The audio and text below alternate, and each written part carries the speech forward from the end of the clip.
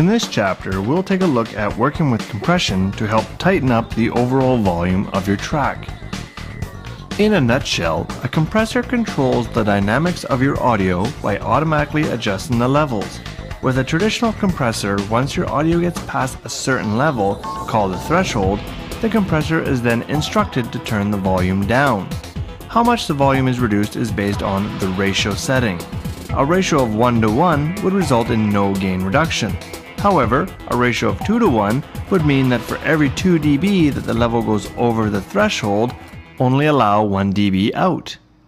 If that is still confusing, let's give a simple example.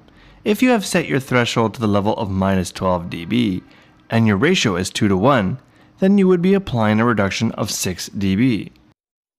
There are also other controls of a compressor, such as your attack and release times, which control how fast the compressor is to react to the changes in the level.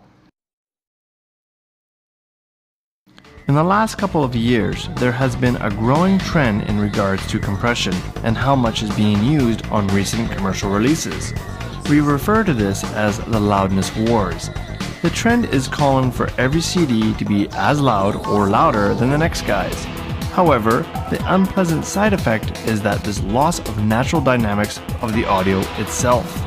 This trend has started to be debated from various mastering engineers and audiophiles, and hopefully we'll see a reversal to this trend in the near future. Okay, with all that said, let's take a look at when and how you should apply compression. Now, as with anything I might demonstrate in this video, there are no hard, fast rules, just simple guidelines. In the end, it'll be your ears that judge the final result. Just as with the EQ chapter, there is a must-have tool that should be in your device chain. This time, it's a decent RMS meter. The RMS value is your loudness. This is the level that you'll need to concentrate on. Some good ones I recommend are Inspector by Roger Nicholas Digital or Peak Meter Pro from Blue Cat Audio. Some RMS meters, by default, will have a slow response time to show you the average in loudness. This is good for when you're maximizing the final output, which we'll look at later on. However, when applying compression, I like to use a faster response so I can see the dynamics of the audio. Load up your compressor in your device chain right before your RMS meter. As with the EQ, the compressor plugin you will use will depend on the features and sound quality you are after. If possible, try to use a compressor that offers the basic controls of a threshold, ratio, attack, and release. We'll have a closer look at the various compressors available in Chapter 8. Before making any adjustments to your compressor, take a look at the RMS levels of your audio. Watch for the lower RMS levels and the upper RMS levels. What is the difference? This is a good judge for your current dynamic range. Depending on the audio I'm working with, for most mainstream music such as pop or rock, I find that a dynamic range of 6 dB gives me the desired tightness without the overcompressed feeling. To get the desired dynamic range, I calculate the current dynamic range and subtract my desired range to get a number of how much the compressor needs to reduce the audio by.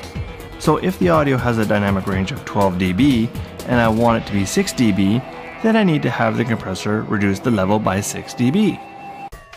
Now that I know how much to reduce, I need to set up the compressor to do so. As I described earlier, the reduction amount is a result from a calculation between the threshold value and the ratio.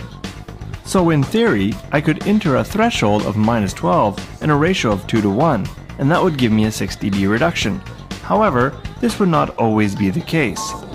You need to set your threshold to a level that would actually make a difference.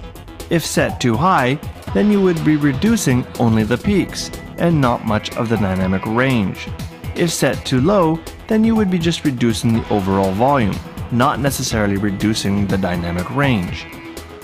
So in my example here, I'm going to set the threshold to around the lower values of my RMS meter and set the ratio so that it works out to be a 6 dB reduction. At this time, I'd like to point out that you will need to apply your math skills here to work out the ratio based on your threshold and desired reduction amount. For many, myself included, do not want to bother with the calculation process. In that case, I would recommend a compressor plugin that shows you the resulting curve. This allows you to adjust the ratio until the graph shows the desired amount of reduction. Several compressors will come with a gain reduction meter in addition to an output meter. This allows you to quickly see how much reduction is actually being achieved. If you are trying to reduce the audio by 6 dB, then watch the gain reduction as you adjust the ratio until you see a 6 dB reduction. If you are doing this, be sure to pass through various sections of your audio source to ensure that you're not reducing the quieter passages by 6 dB. This would result in a much larger reduction to the louder passages. Slower gain reduction meters may be more suited for this job. Another thing to consider when choosing your compressor.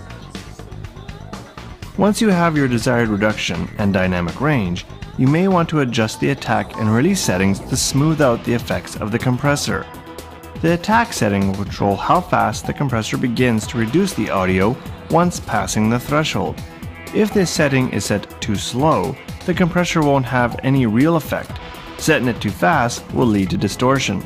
As a general rule, I use a setting that will allow just the transients of the audio source to pass through the compressor unaffected.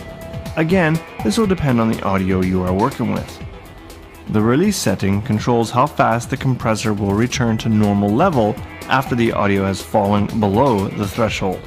I often use a slower release time so that the audio isn't falling back so fast that it creates a pumping sound.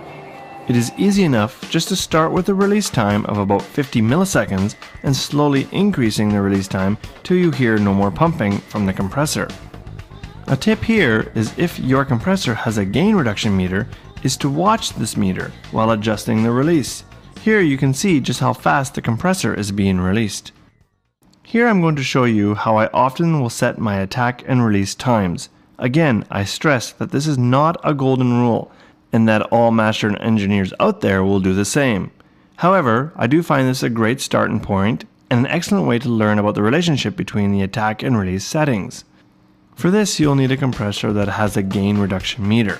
Before I have made any adjustments to my ratio setting, I'll be sure that my attack and release settings are as low as they can go. I then adjust my ratio till I have the desired gain reduction. Next, I will increase my release time till the compressor smooths out the audio level a bit. The reduction amount actually increases. This is because the audio is not being released back to its original level fast enough before the compressor applies even more reduction. This gives you a great demonstration of the relationship between the release setting to the compressor. Now, I don't want that extra gain reduction that was introduced by the increased release time. To counteract this, I will adjust my attack time. Increasing the attack time will lower the reduction amount.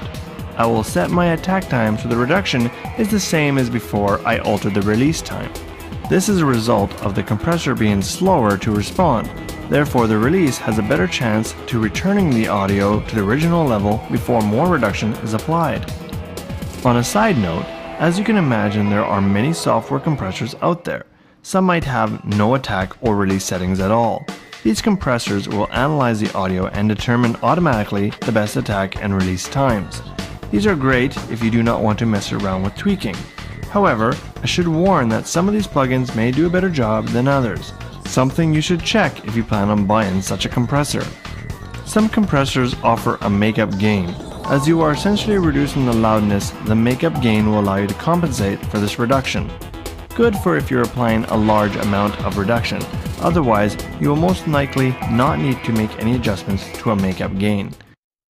A lot of plug-in compressors offer multiband compression, which has a great advantage when it comes to gaining more control over your compression.